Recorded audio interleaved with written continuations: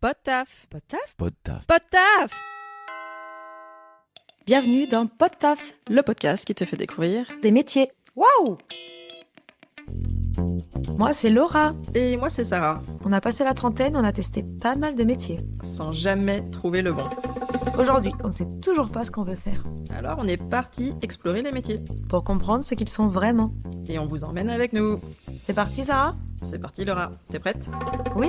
Et justement, on accueille notre nouvel invité du jour. Bonjour Sylvain Tournaire. Bonjour. Bienvenue sur Podtaf. Est-ce que tu peux nous expliquer quel est ton métier? Je suis luthier, fabricant de violons, alto et violoncelle. Le savoir-faire que j'utilise est quasiment identique à celui qu'utilisaient les luthiers au XVIIe, XVIIIe siècle. Les outils, la manière de faire est quasiment inchangée depuis cette époque-là. Voilà. Il y a eu un âge d'or de la lutherie à ce moment-là. En fait, il y a eu une famille dans la ville de Crémone, la famille Amati, sur 3 générations, en fait, à structurer le violon idéal. Il y a eu là, pendant 50 ans, vraiment l'âge d'or de la lutherie. Il y a eu Antonio Stradivari, qui est connu de tous, et ses fils, la famille Guarneri, la famille Rogeri. Il y a eu un espèce de creuset, en même temps une culture musicale hyper riche, et puis des moyens financiers à l'époque, dans cette ville. Et on a fabriqué les plus beaux violons à ce moment-là. Ensuite, les gens sont morts. Ils ont enterré leurs secrets avec eux. Puis la situation économique s'est un peu dégradée dans le nord de l'Italie. Et le savoir-faire s'est un peu perdu. Et puis les luthiers ne laissaient aucune trace écrite, aucun mode d'emploi. Donc, C'est fascinant, ça. Il y a ce côté secret. Ouais. En plus, ça se passe à Cremona, qui est une ville incroyable, mais toute Ouais. petite. Il y a cette petite rue. tu as été là Ouais, j'ai vécu en Italie et j'ai eu la chance, j'avais une très bonne amie qui y vivait, donc à chaque fois elle me ramenait. Il y a une petite rue avec les différents ateliers, et puis après tu bois un petit spritz Hugo, c'est très sympa. Mais du coup, toi, est-ce que tu es allé t'imprégner de cette histoire, de cet environnement? Est-ce que c'est nécessaire pour être un bon luthier d'avoir cette... D'aller à Crémone. Ouais, d'aller picoler à Crémone. C'est très important. Le spritz sur la place du Duomo. C'est ça. Oui, ce qui est surtout important, c'est d'être au contact des instruments. Si on a un instrument à côté de nous et qu'on essaye de le copier, pourquoi c'est si difficile de le copier? Pourquoi est-ce qu'on a quand même copié à travers les âges? Et parfois, c'est plus ou moins réussi. Et les vraies belles copies sont très rares. Et juste sur la partie du secret des luthiers, qui me passionne tant, est-ce qu'il y a encore une part de secret où tout a été dévoilé ou j'imagine qu'il n'y a pas énormément de luthiers comme toi en ce moment ici. Vous êtes combien? À Paris, à vivre de la fabrication, on n'est pas beaucoup, une poignée. Aujourd'hui, le secret, s'il n'est plus tellement dans les étapes de fabrication, ça, on a compris en fait. S'il y a et puis aujourd'hui, on est beaucoup plus dans le dialogue qu'à l'époque. Et on a saisi que le meilleur moyen d'avancer dans la compréhension des choses, c'était de partager aussi. Mais il est dans l'intuition, dans ce que... C'est pas tellement un secret. La différence entre un bon violon et un très bon violon, c'est vraiment des détails qui sont presque insignifiants, quoi. Est-ce que tu pourrais nous décrire les étapes? Il y a quelqu'un qui vient te voir et qui te dit « Voilà, je veux mon prochain violon. Construis-le de A à Z ». On vient pas me voir comme ça par hasard ou parce qu'on a vu c'est du bouche à oreille, c'est un instrument qui en apporte un autre. Ça peut être aussi un collectionneur possède un violon historique de grande valeur et il me demande une réplique de cet instrument. Ça peut être aussi un musicien qui est destinataire de cet instrument historique, qui le joue, mais le violon ne lui appartient pas, et donc il va me demander de le copier pour pouvoir avoir, parce qu'on lui prête, mais combien de temps, il ne le sait pas. Alors moi, c'est une grande source d'inspiration, parce que les archétypes de la lutherie classique, sur laquelle je travaille, c'est 50 ans d'histoire entre 1650 et 1660-1720. Il s'est passé dans ces époques-là, dans le nord de l'Italie, quelque chose d'assez extraordinaire au niveau de la facture instrumentale. Et depuis, on ne fait que reproduire ce que les maîtres ont trouvé à l'époque, ont caché dans le plus grand secret. Et la seule façon d'avoir accès à leur savoir-faire, c'est de copier les instruments qu'ils ont faits. Parce qu'ils n'ont laissé aucune note. Ni sur les procédés, ni sur les vernis, ni rien. Le seul moyen d'avoir accès à ces instruments, de les copier pour en apprendre. Je ne fais intervenir aucune machine dans mon travail. Et l'apprentissage du travail à la main est très long. Rien que d'arriver à maîtriser le rabot, le canif, C'est pas du tout la même chose que pour les menuisiers. Je vois, j'ai un assistant en ce moment qui a fait une école de lutherie, donc qui a passé 3 ans et demi dans une école. Il a passé 1 mois et demi ici à ne faire que raboter des planches à plat. Il doit être content. ça calme. Ça remet... Donc l'école de lutherie, on t'apprend à utiliser les outils, on t'apprend les différentes étapes par lesquelles il faut passer pour fabriquer un violon. Ce qu'il faut se représenter, c'est qu'on part de morceaux de bois, alors vous les voyez là, c'est des morceaux qui sont bruts de sciage, et ces morceaux vont être dressés, rabotés, collés, sciés, sculptés, parce que le violon a une forme bombée qui est sculptée dans la masse du bois. Il y a certaines parties du bois qui sont cintrées à chaud, comme dans une étuve. Voilà. D'autres parties qui sont sculptées dans la masse. C'est beaucoup de sculpture. C'est incroyable. Et du coup, Non. tu sources où ton bois? Est-ce qu'il est français? Quel type de bois? Selon tes 3 instruments, est-ce que c'est des bois différents? C'est essentiellement le même bois pour tous les instruments. Et c'est des bois qui viennent de forêts très précises en Europe. C'est quelques forêts, quelques parcelles dans les Alpes, surtout les Alpes italiennes ou Alpes autrichiennes, frontière entre la Suisse et l'Autriche, pour les épicéas. Et quelques forêts au nord de la Bosnie ou à la frontière entre la Bosnie et la Croatie pour les érables. On vient prélever les bois qui sont exceptionnels pour leur sonorité. Parce que si tu changes de bois, le son ne sera jamais le même. Si je change de bois, je change de son. Donc là, tu nous as parlé de ton bois brut qui Ouais. est pré-taillé en certaines formes. Mm. Mais ensuite, toi, tu dois tout assembler ensemble et tout redécouper, reformer. Mm. Et tout à la fin, tu les assembles? Avant tout, il y a un dessin. En fait, je dessine le violon, je choisis les proportions, je choisis les courbes. Ensuite, je fabrique un moule autour duquel je vais venir cintrer et fixer ces éclisses. Une fois la couronne d'éclisses dessinée, je reporte ce dessin sur 2 pièces de bois qui vont me faire le dos et la table du violon, la partie avant et la partie arrière, qui sont dans 2 bois différents, la table en épicéa, le fond en érable. Donc je dessine la couronne d'éclisse sur la table et le fond, je les découpe à la scie, et ensuite je creuse la voûte.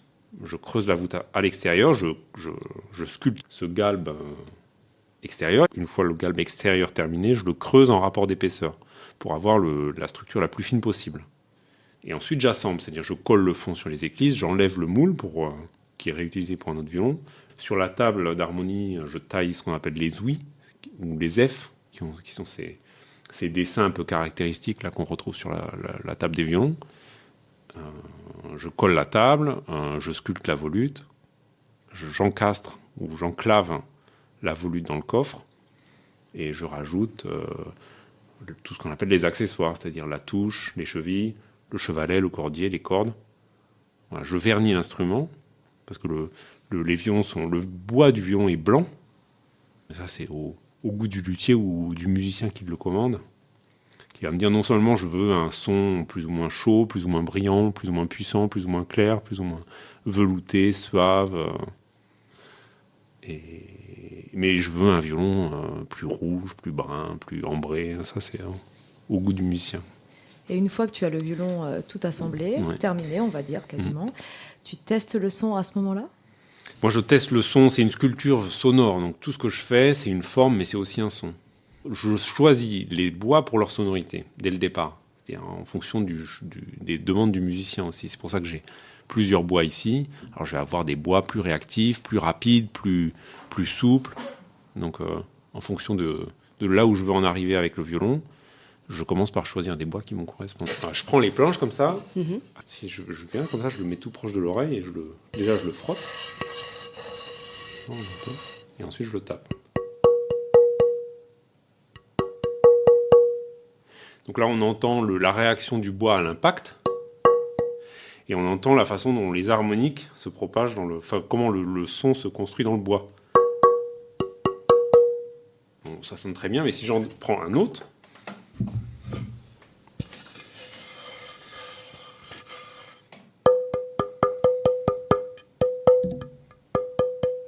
ce bois-là réagit à l'impact de manière plus sèche et il est plus clair aussi. Est-ce que tu peux nous parler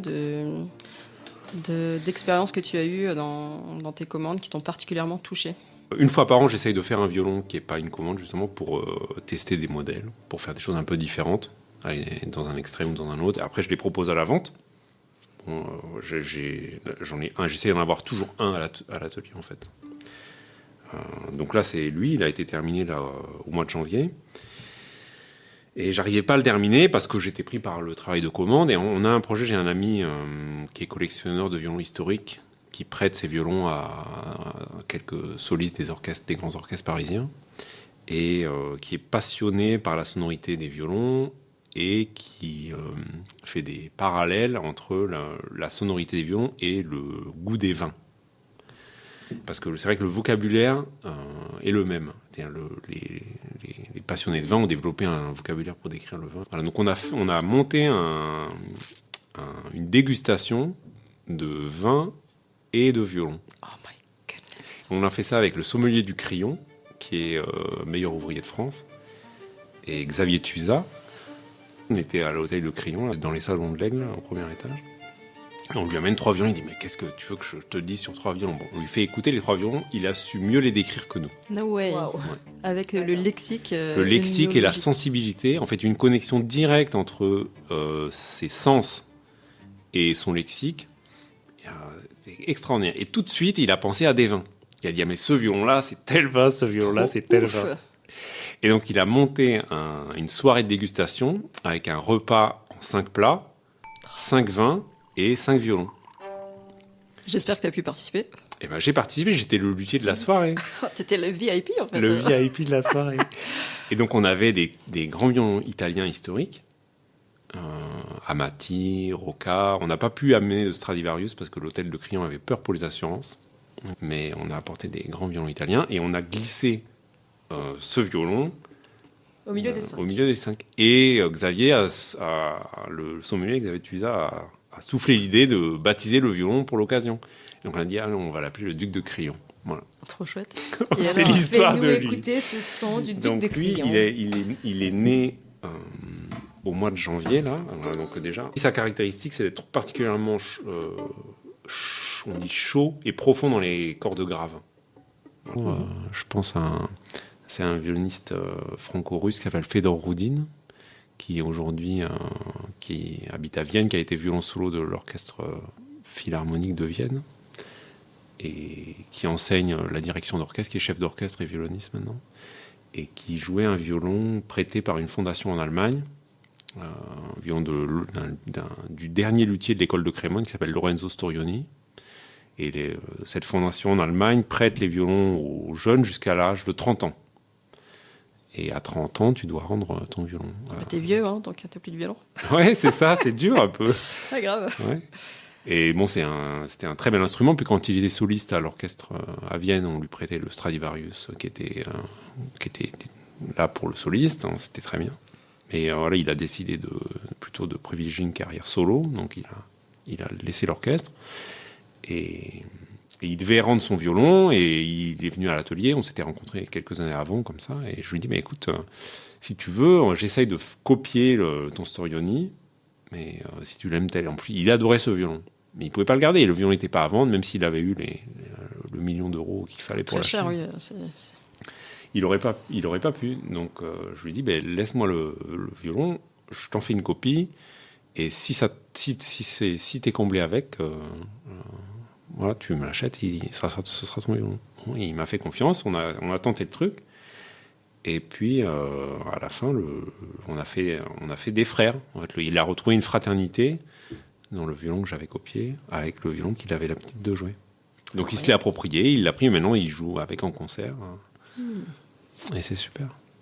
Donc, ça m'a pris 1 an de travail, quand même. Bah, c'est ça, j'allais te poser. Si 10 violons sortent par an de ton atelier, combien d'heures de travail par pièce? On dit 200 heures par violon. Et justement, là, tu dis, tu passes par exemple 200 heures à construire un violon, que tu fais avec tes mains, ton savoir-faire. Qu'est-ce qui explique qu'il y a une différence si grande de prix entre le violon A et le violon à 1 milliard? Pourquoi il y a autant de différences alors que tout est fait à la main? Alors, on parle surtout Qualité de savoir-faire. des périodes historiques. C'est-à-dire, dans les violons fabriqués par les luthiers aujourd'hui, il n'y a pas un aussi grand écart de prix. Un luthier qui sort de l'école, qui fait ses premiers violons, il va les vendre autour de 10 000 euros, peut-être un peu moins.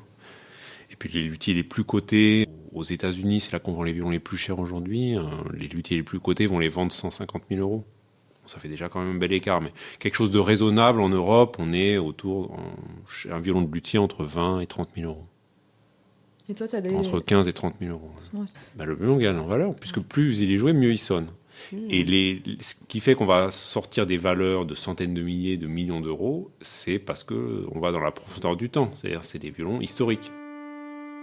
Alors, est-ce qu'on peut parler de ton parcours? Donc, petit Sylvain, tu grandis où et tu grandis D'accord. et qu'est-ce que tu fais pour en arriver là?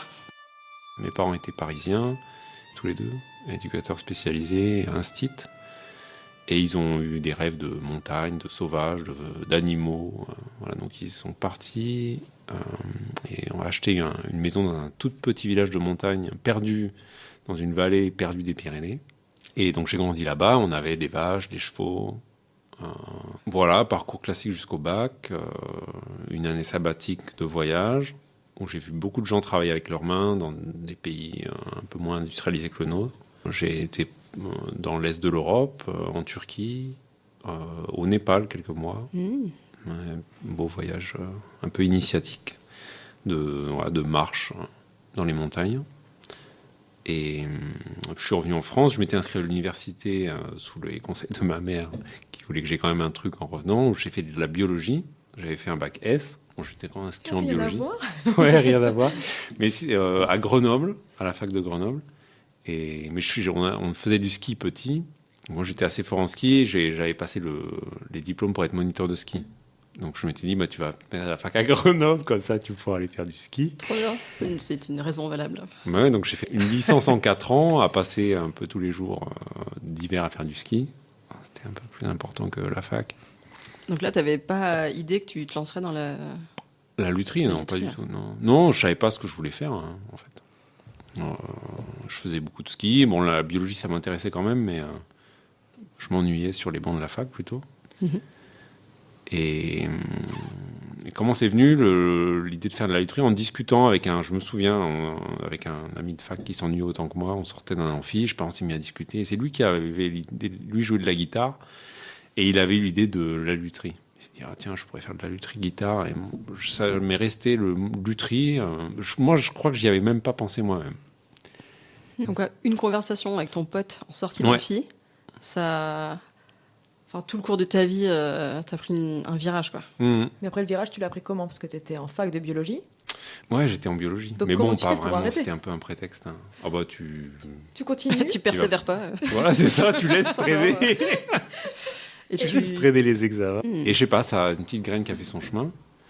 Et un jour, j'ai commencé à m'intéresser un peu au truc. Et je me souviens, j'étais sur un télésiège et je parle avec une dame, je donne des cours à sa fille. Et elle me dit, mais je connais une luthière. Il faut que vous alliez la voir, parler de son projet, de votre projet, elle vous racontera un peu. Et donc je suis allé voir cette dame, c'était à Perpignan. Et je suis rentré dans son atelier, j'ai trouvé ça extraordinaire. Et je me dis, ouais, c'est ça que tu veux. J'ai eu un flash dans l'atelier et je me suis dit, voilà, c'est ça que tu dois faire. Et elle me dit, mais bon, peut-être tu ferais bien de louer un violon d'abord. Est-ce que tu fais du violon? Je dis, bah non. Première question. Tu étais musicien quand même, tu avais déjà un bon point. Ouais, j'avais déjà un bon point. Et je me souviens, je reviens à Grenoble. Alors, elle connaissait un luthier à Grenoble. J'appelle ce luthier que cette dame connaissait. Bon, je leur dis, voilà, je les appelle, je voulais louer un violon. Et ils me répondent, ben, on n'en a pas. Bon, au revoir. Rappelez à la rentrée. Bon. Il y avait un deuxième luthier sur l'Admer. J'essaye, je l'appelle. Et lui, il me dit, ah bon, mais comment ça, vous voulez louer un violon comme ça au milieu de l'année? Qu'est-ce qu'il faut prendre? Donc je lui raconte, je lui dis, ben, je m'intéresse à la lutherie. Et il me dit, ah bon, mais venez me voir. Alors je viens le voir, il n'avait rien, mais il me dit, le contact est bien passé. Et il me dit, ben, si tu veux, je te prends en stage. J'ai un violon qui est là, mais il n'est pas en état. À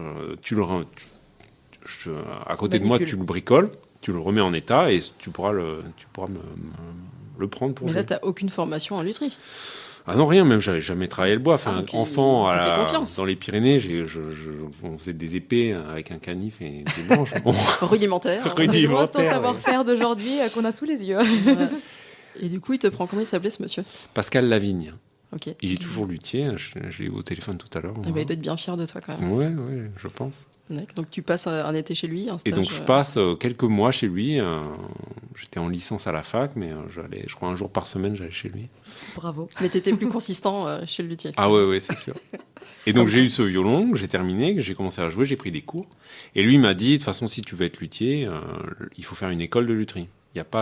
En France, il n'y a pas de système d'apprentissage, mais il y a des écoles qui sont un peu sur le format d'école d'art, qui est sur 3 ans et demi de formation. En France, elle est dans les Vosges, entre Metz et Nancy, à Mirecourt.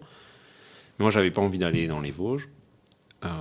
J'avais envie de voyager. Il y a une très bonne école de lutherie en Bavière, dans le sud de l'Allemagne, à la frontière entre l'Allemagne et l'Autriche. Et voilà, j'ai eu envie d'aller là-bas, surtout parce que c'était en montagne. Je me suis dit, tu pourras continuer à donner des cours de ski, aller en montagne. T'as toujours un plan B. Toujours un plan B.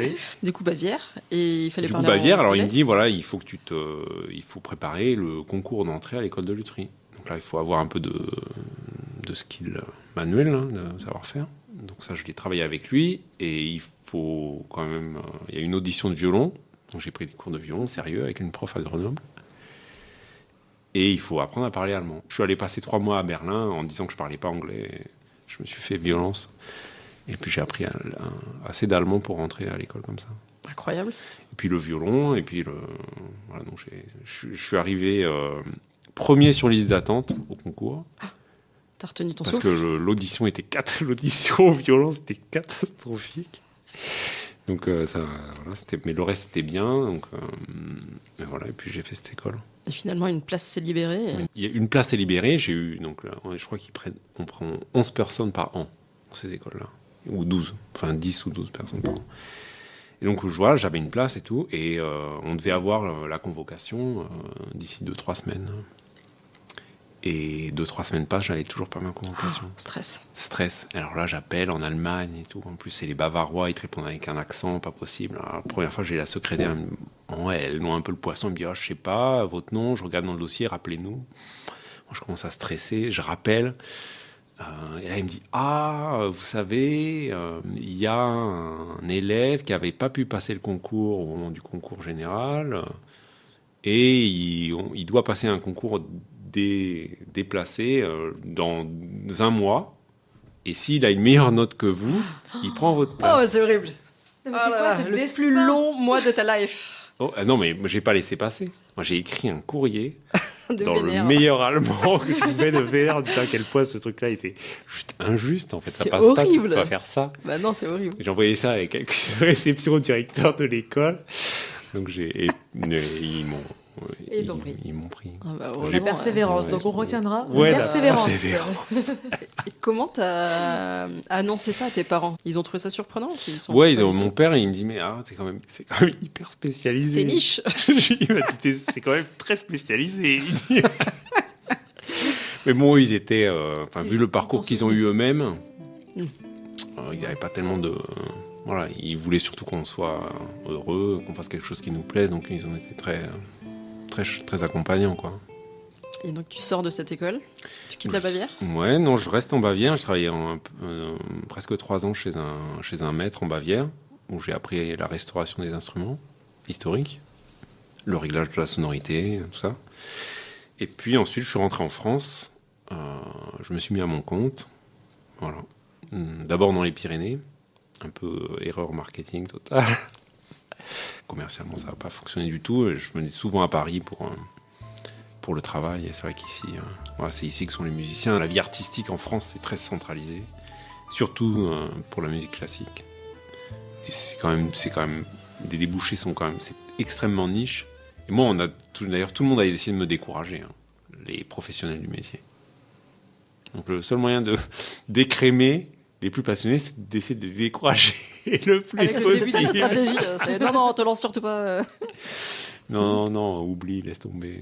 T'as aucune chance. On ne peut pas vivre de ce métier. Et comment tu crées ta réputation dans la lutherie? D'un instrument à l'autre. C'est que du bouche à oreille. Ok. Il ne faut pas se planter. Donc chaque instrument est un enjeu. Et les musiciens sont plutôt exigeants.